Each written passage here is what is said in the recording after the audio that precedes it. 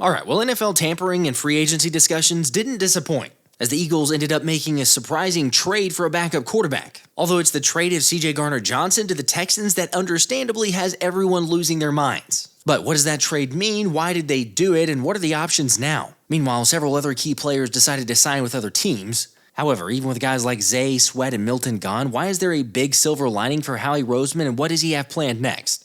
And also, Slay may not be gone after all. So let's talk about what's going on there, how the Commanders are all in, and everything else around the NFL. But first, let's run it.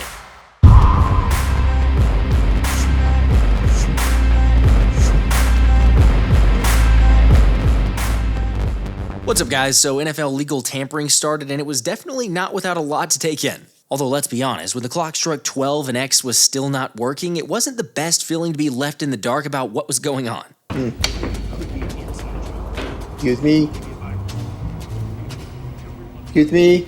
Seriously, like, what did we do before the immediacy of information and updates on free agency like Twitter and everything else? Granted, the idea of legal tampering is always a hilarious notion to me. And even more so when you realize that apparently all it took was 8 minutes for Hassan Reddick and the Tampa Bay Buccaneers to come to an agreement on a 1-year, $14 million deal. That was fast. Come on, you really want to believe that it took all of 8 minutes for Haas to agree to a $14 million contract? I don't know, maybe he was willing to sign for whatever, especially after last season. You know, when he took forever with his holdout in New York to then finally agree to play for the Jets and basically do nothing. Yet regardless of if you think there was illegal tampering going on, the more unbelievable thing to see is just how big of a bag fumble Reddick had. I mean, this was the same dude who was asking for $25+ million per year just a season ago. But instead of showing up and earning his next deal, Reddick now basically gets another prove-it deal for 1 season. Meanwhile, Josh Sweat will be signing a 4-year deal worth $19.1 million per year to join the Arizona Cardinals. Of course, you're right, hindsight's always 20/20, but Reddick's got to be sitting here looking at this now, kicking himself, saying, how much money did I actually just leave on the table? That was a mistake. Look, maybe he can cash in after this next season, but honestly, kudos to Josh Sweat for getting a massive payday after a tremendous performance in the Super Bowl. And when you consider that Josh Sweat was a doubted 4th-round pick with knee concerns and questions from critics about his consistency, to then becoming a Super Bowl champion and nearly hitting $20 million per year, that's an awesome story. So again, congrats to Sweaty, but also I'm not worried one bit about losing his pass rush presence. Because like we've been talking about, the edges of the future for Philly are Nolan Smith and Jalix Hunt. And especially when you see how Vic Fangio uses his edges in all sorts of alignments while trying to maximize players' versatility, the Birds are going to be more than okay. Of course, that's not to say they won't go out there and make a move in free agency or at least draft someone to bolster the depth there. It's just that it's becoming clearer that we won't get a massive haul or anything in the options remaining and what Howie Roseman appears to willing to spend. Granted, speaking of spending, the idea of getting Myles Garrett from the Cleveland Browns officially died over the weekend, after the standout pass rusher ended up signing an extension with the Dog Pound. I mean, good for him, get paid, take care of yours. Except when he went public with a written message saying he was out and that he was at the point of his career where winning a Super Bowl fuels him more than ever, well, I guess all it took was GM Andrew Berry asking one question. You need some money. Okay, look, money talks, we all know that, and I can't necessarily blame him for saying yes to $123 million guaranteed and $40 million per year. It's just that Myles was still promised by the Cleveland front office that they'd bring in a Super Bowl winning quarterback. And to their credit, they did do that, after the Eagles and Browns agreed to a trade that will send quarterback Kenny Pickett to Cleveland in exchange for Dorian Thompson-Robinson and a 5th-round pick this year. No! Yeah, maybe not necessarily the guy that Myles was hoping for, but Myles did this to himself. Again, maybe he's perfectly fine being with an organization that is stuck in mediocrity at best and not going anywhere. Like, it definitely wouldn't be the first time for a player to search for a move and then just stay put. Yet it's safe to say he doesn't have the same mindset as some Eagles. Money is nice, championships are better. This organization knows how to continue to bring great people and have great guys in this team, and I'm just happy to be a part of it. So, yeah, the things I envision in the future, I feel like being here is the best place for it. By the way, as Saquon was talking to the media about his future in Philly, the New York Giants and Joe Schoen ended up offering Darius Slayton, the wide receiver Darius Slayton, more money than he was willing to offer last season to Saquon. Again, just for a reminder how fortunate we are with Howie Roseman as the GM. Yes, even though we don't always understand the moves he makes, but I'll get into the CJ Gardner Johnson trade in a bit. For now, do me a favor and hit the like button on this video and then let me know your thoughts on the CJ situation in the comments. Oh yeah, one more thing on Garrett. I know a lot of people were holding out hope for him to end up coming to Philly, but at least on the positive side or silver lining is that, the Commanders didn't get him either. Plus, by resetting the market and Dallas's procrastination, Micah Parsons' contract is going to cost at least $30 million more than if they'd gotten the deal done earlier. Anyway, getting back to the Kenny Pickett trade, that is a much bigger win than you may realize. Because think about it, the Eagles traded a 3rd-round pick and 2 7th-round picks last year for Pickett and a 4th-round pick, where they essentially got 1 year out of Pickett, an additional year of development for Mekhi, and still found a way to turn that into a 5th-round pick in Dorian Thompson-Robinson. Of course, sure, Tanner Mekhi is without question your QB2, but to allow Mekhi more reps while also getting a signal caller who has some positive traits to learn and grow in the QB factory has to be a win. Also, in case you didn't catch it live whenever we first broke the news, but the Eagles will actually save $2.6 million in cap space based on this trade. So while Howie is stockpiling picks and keeping a good balance of team building and not sacrificing too much of the present for the future or vice versa, the Commanders are going for broke after they traded the Houston Texans for left tackle Laramie Tunsil. And in case you didn't get the full details of this trade, Washington gets Tunsil and the Texans' 4th-round pick this year. Meanwhile, the Texans get Washington's 3rd and 7th this year, plus their 2nd and 4th next year. I mean, is that fair? Honestly, I thought the same at first. However, it's not really as skewed of a trade as it seems. Because for one, Tunsil led the league in penalties last season, and yes, he did allow just 2 sacks last season, but a bigger certainty than him protecting the passer is that you're going to get at least multiple false starts or holding calls in almost every game. Plus, when it comes to draft capital, the Commies have just 5 picks remaining this year as well as next year. Again, not that it was really ever a doubt, but Washington is absolutely pushing all their chips in because you think about the move for Marshawn Lattimore, the move or trade for Deebo Samuel, and now the one for Laramie Tunsil. Yet even with all these moves, I know the natural thought from some has been look out for Washington because they're acquiring a bunch of guys, except when you see who they've added and also let Jeremy Chinn get signed by the Raiders, they haven't done anything to address that leaky run defense. So yeah, the Commies are definitely the toughest test in the NFC East, but nothing has been an earth-shattering move yet. Granted, if I'm keeping it real, the Laramie Tunsil move is still a pretty good one.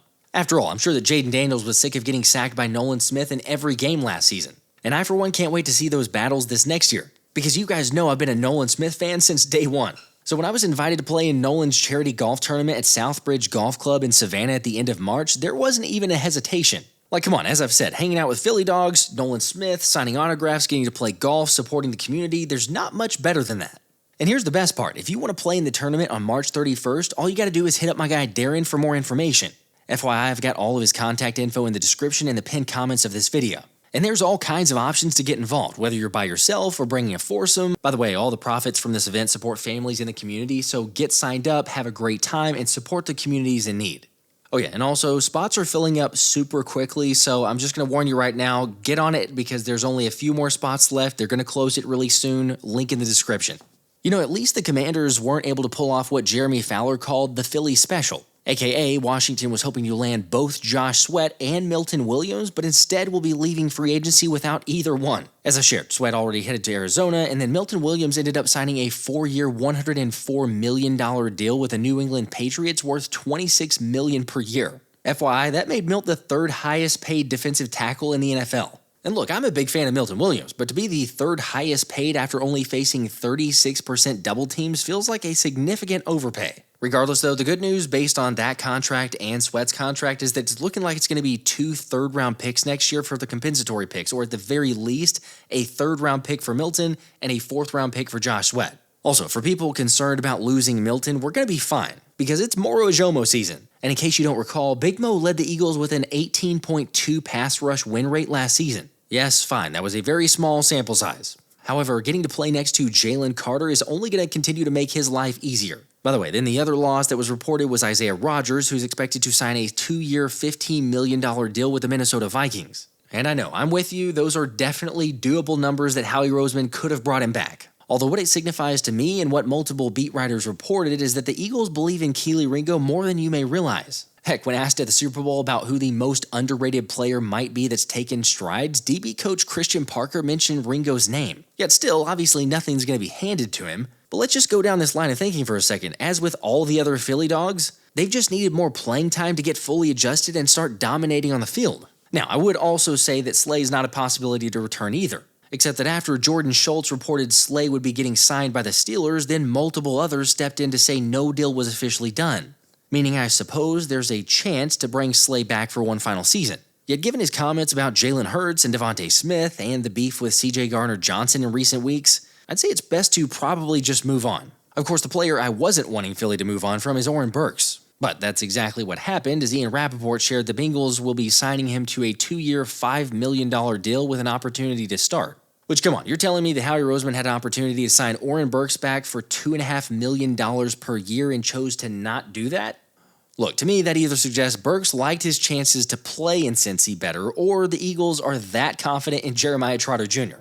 And obviously Nakobe Dean's recovery along with Ben Van Sumeren that they didn't need to bring him back. Personally, that one feels like a miss, but I will still continue to caution because it's Howie Roseman and he deserves all the benefit of the doubt. Granted, that's a whole lot easier said than done to remain calm. After we got the breaking news that the Eagles traded CJ Gardner Johnson and a 6th-round pick to the Houston Texans for guard Kenyon Green and a 5th-round pick. No, don't like that. Yeah, I don't either, and those unfamiliar with Green's game probably won't feel too much better after hearing about it. Since even though Green is a former first-round pick, last season he had a 38.6 overall grade, which was 131st out of 135 guards, and also a 39.7 pass block grade, which was 107 out of 135, and a 44.6 run blocking grade, 131 out of 135. Not great, Bob. Yeah, well, it gets better because despite being 23 years old, Green just has 1 season remaining on his rookie contract. Of course, according to the Eagles, they claim the moving on from CJ was strictly due to financial reasons. Yet when you dig into the numbers, we're only talking about like a $900,000 savings. Plus, John Clark said Philly is doing everything they can to make money available to keep the core of their team together. Except my argument is, wasn't CJ a vital piece of that defense and kind of core to that success as well? Look, CD definitely had his faults and created a lot of distractions and drama. But he also had the most interceptions for a player since the last time CJ was with the Eagles. And let's not forget, added a much-needed swagger and fight to the Eagles' defense. You know, the one that was missing it after he left in 2023. Although yes, the flip side of that argument is that this is a completely different defense from back then.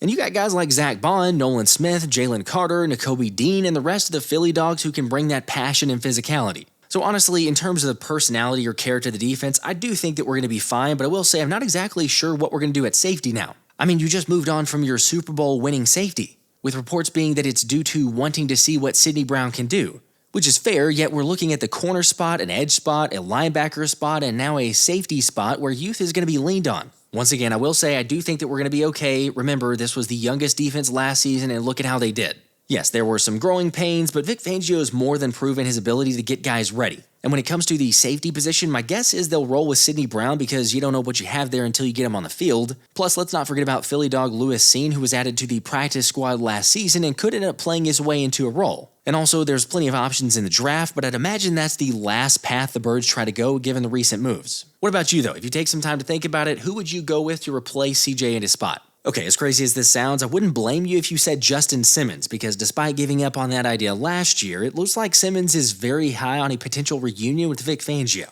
Man, having a chance to reunite with Vic, and then also the defensive backs coach, Christian Parker, he's over there. I've worked with him the last maybe 4 years with Denver. And he was a huge piece of, obviously there's a lot of rotating, coaches, defensive coordinators. And so he was a huge piece, the stability year in and year out, the terminology, the practices, like there was a lot of familiarity with him. So, man, there's a lot of good things about Philly. Obviously, I think their offense is clearly one of the most talented in the league. That offensive line is unbelievable. But what the defense did this past season to go win that Super Bowl is crazy. Like watching those guys operate, you could tell the leadership there, top down, is by far one of the best in the league. So to have an opportunity to go play in Philly, especially reuniting with Vic and CP, like we just talked about, it's high on the list. All right, be that as it may, here's the difficult part. Several members have said Simmons can't stand Fangio. Yet why on earth would he say high on his list if that were the case? I don't know. Either way, if Howie did all this just to add Simmons on a 1-year deal, then I wouldn't be too upset. Oh, as far as Kenyon Green, who knows how he fares because he's definitely struggled. But this is also Jeff Stoutland, so if anyone can get a former first-round pick's game back on track or even just find his game, it's Jeff Stoutland. So honestly, that area is one I'm not as concerned about. Yet I get it, this move in general totally came out of left field. Plus, remember, even Howie himself said for fans to be patient, even whenever moves might look like, not necessarily the ones we want at first. Because even if you're against a couple outcomes so far, you can't deny how dangerous it is for the rest of the league that Howie now has a projected 8 picks in the first 4 rounds next year.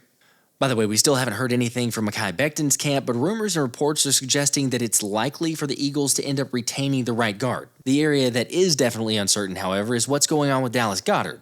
As Josina Anderson said, Philly is holding out hope for at least a 4th-round pick for tight end Dallas Goedert. Granted, even the Eagles said it didn't have to be this year, but they were hoping for a 4th. I mean, I kind of go back and forth on this one because Goedert is a huge boost when he's on the field. It's just the best ability is availability, and usually Goedert gets injured. So, perhaps Howie does say enough is enough and ends up trying to go younger. Which if he gets to that point, then Anthony DeBona brought up a great thought that with all the draft picks Howie's acquired, he has plenty of ammunition to try and trade for a player or trade up in the draft for a tight end. Like, could you imagine getting a guy like, say, LSU's Mason Taylor, for example? 6'5", 256 pounds with the 5th best athletic score from the Combine? And ironically, his NFL comparison from the Combine was actually Dallas Goedert anyway. Thanks to his above-average athleticism, expanded route tree, good hands, and body control in the blocking game. Of course, there's still some refinement needed when it comes to his blocking technique and attention to detail, but I think those are minor areas and he can eventually work them out. Let me ask you, if the Eagles do end up deciding to move on from Dallas Goedert, which tight end do you think is the most realistic and why? Now, speaking of options, the other name that has begun to get thrown out there from the defensive side is Von Miller. Thanks to the Buffalo Bills releasing the 14-year vet, and then Lane Johnson tweeting at Von to signify, maybe that he's in favor for that move. Look, either way, Miller's got familiarity with Vic Fangio and has made 2 Super Bowls and already made nearly $200 million in his career. So I highly doubt it's about the money for him at this point, especially because he's mentioned that he wants to win his 3rd Super Bowl before he retires. I'm just saying, this is one of those moves that makes all kinds of sense. Think about it. Miller's been around for so long and has so much info that he hosts an annual pass rusher summit to teach other guys around the league about various pass rush moves. But to be familiar with the Eagles' DC and be able to transfer that knowledge to Nolan Smith and Jalix Hunt day in and day out is definitely something to at least consider. However, having said that, there's still a part of me that thinks Howie doesn't add any edge that would jeopardize or take away snaps from Nolan or Jalix next season. Curious to hear what you guys think, though. Let me know your thoughts from all these waves and different moves in free agency or the legal tampering period, and what do you hope Howie does next? Until next time, this has been the Philly Special.